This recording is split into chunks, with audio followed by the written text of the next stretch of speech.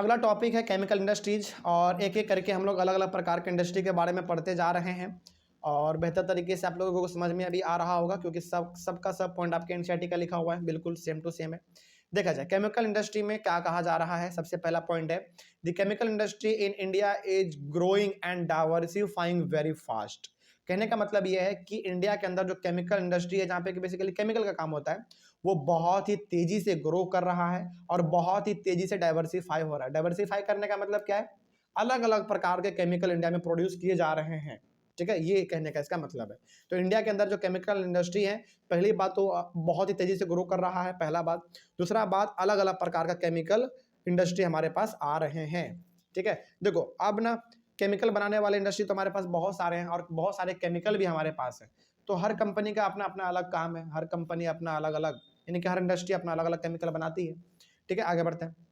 It contributes 3% to the GDP. सोचो GDP के, यानी कि इंडिया के ग्रोथ में, जीडीपी का सिंपल सा मतलब समझो, इंडिया के ग्रोथ में ये 3% इसका कॉन्ट्रीब्यूशन है, जो कि बहुत है। देखने में नंबर छोटा लगता है परसेंट में, लेकिन ये बहुत बड़ी बात होती है, ठीक है। आगे, chemical industry is the third largest industry in Asia and it occupies 12th place in the world. देखो एशिया कॉन्टिनेंट का बात करें तो हमारा इंडिया भी एशिया के अंदर ही आता है, ठीक है।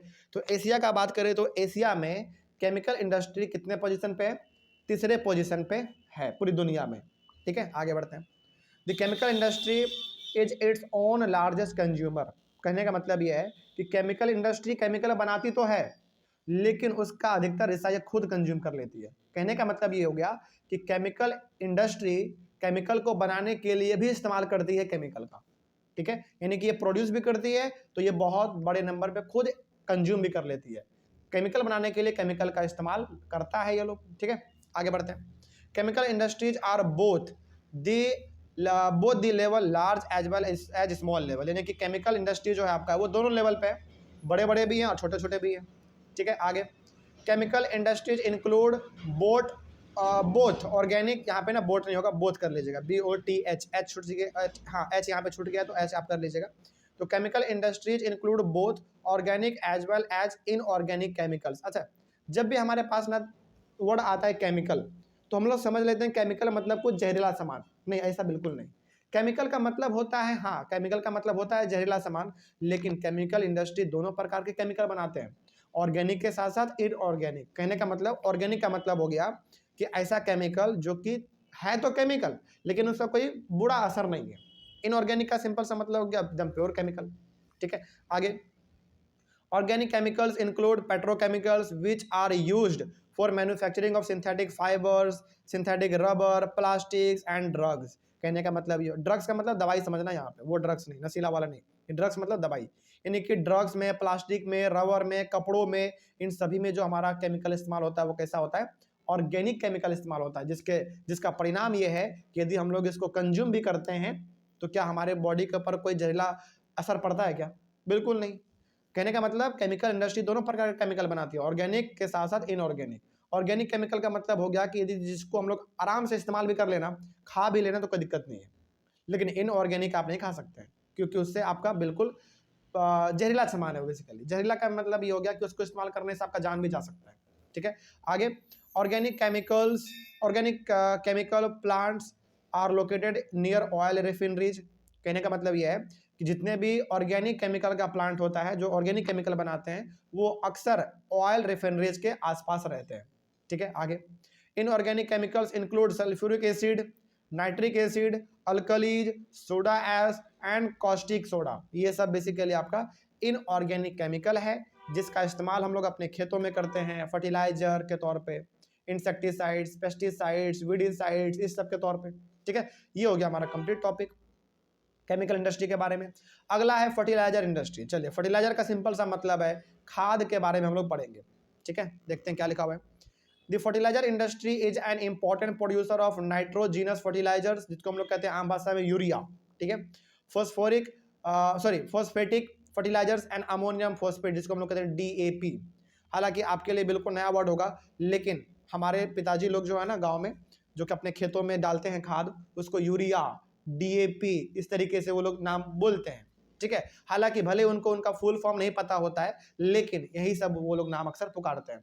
या फिर जो बच्चे गांव से हैं, या फिर कभी भी आप गांव में गए होंगे, खेती बाड़ी आपने देखा होगा, तो अक्सर फार्मर लोग जो इस्तेमाल करते हैं वो बोलते हैं कि खेत में आज हमको यूरिया डालना है, खेत में आज हमको डीएपी डालना है, इस तरीके से वो लोग बोलते हैं। ठीक है, हमारे गाँव में तो इसका बहुत ज़्यादा क्रेज है। ठीक है, आगे बढ़ते हैं। कहने का मतलब ये हो गया कि फर्टिलाइजर इंडस्ट्री आपका बहुत ही बड़े लेवल पे और अलग अलग वैरायटी के फर्टिलाइजर्स बनाती हैं, खाद बनाती हैं। एग्जांपल के तौर पे आपका यूरिया हो गया, डीएपी हो गया। ठीक है, आगे बढ़ते हैं। The fertiliser industry also an important producer of complex fertilizers which have a combination of nitrogen, phosphate and potash। Complex fertiliser का मतलब होता है जिसमें कि 2-3 चीज का मात्रा मिला हुआ हो पहले से। तो फर्टिलाइजर इंडस्ट्री जो हमारे इंडिया का है वो कॉम्प्लेक्स फर्टिलाइजर भी बनाता है, मतलब कि ऐसा फर्टिलाइजर, ऐसा खाद जिसमें कि 2-3 चीज मिला हुआ हो, जैसे नाइट्रोजन, फॉस्फेट, पोटास, इन सबको मिला के भी वो लोग एक नया खाद बना देते हैं। ठीक है, तो ऐसा भी हमारे इंडिया में होता है। आगे, India is the third largest producer of nitrogenous fertilisers, यानी कि यूरिया। पूरी दुनिया में इंडिया यूरिया प्रोड्यूस करने के मामले में तीसरे स्थान पे है।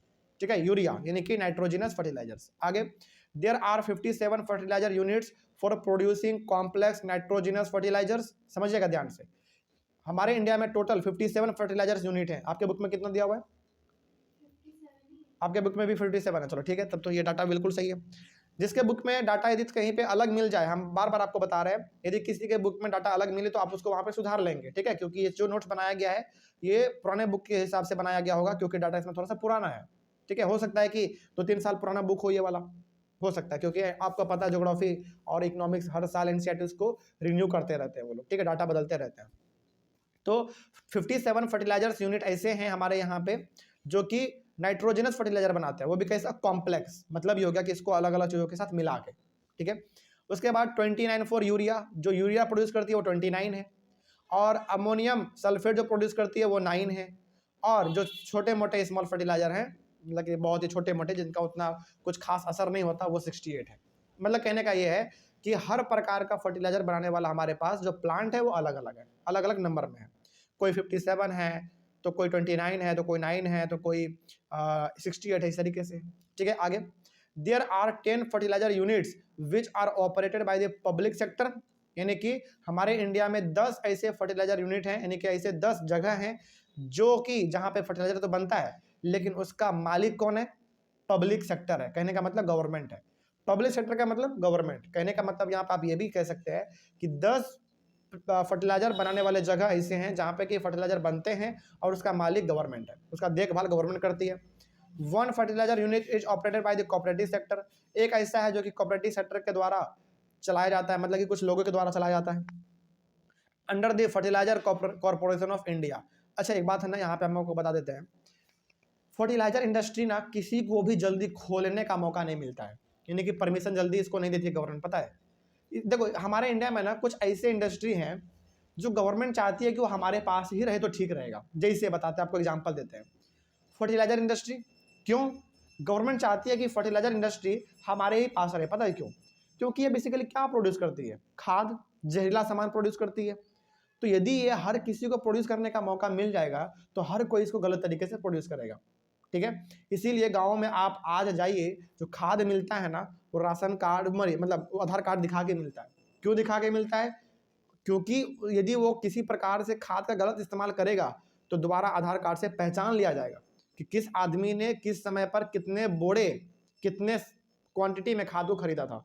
तो आज भी गवर्नमेंट ये चाहती है कि खाद बनाने का जो पूरा परमिशन है वो हमारे ही पास रहे, क्योंकि ये बहुत ही अलग चीज बनाती है ना, इससे जान भी जा सकता है आदमी का। तो ये हो गया हमारा। लेकिन हाँ, कई बार ये कोऑपरेटिव को मौका दे देती है, कोऑपरेटिव सेक्टर को, लेकिन कोऑपरेटिव सेक्टर को यदि मौका देती है तो उसके ऊपर भी गवर्नमेंट लगातार नजर रखती है कि आप कितना खाद बना रहे हो, कहाँ कहाँ बेच रहे हो, ये सब चीज। ठीक है, ये तो हो गया हमारा। एक और हमारे इंडिया में जो सबसे बेहतरीन है वो है आपका ये वाला, जैसे आर्मी में इस्तेमाल होता है ना, टैंक हो गया, फिर से आपका बंदूक हो गया, गोला बारूद, ये सब हो गया।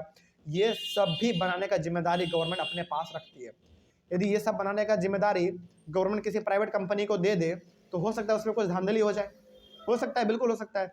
तो कुछ ऐसे इंडस्ट्री हमारे पास इंडिया में है जिसका कंट्रोल गवर्नमेंट चाहती है कि हमारे पास रहे तो ठीक रहेगा। ठीक है, उसमें से हमारा एक फर्टिलाइजर वाला भी है।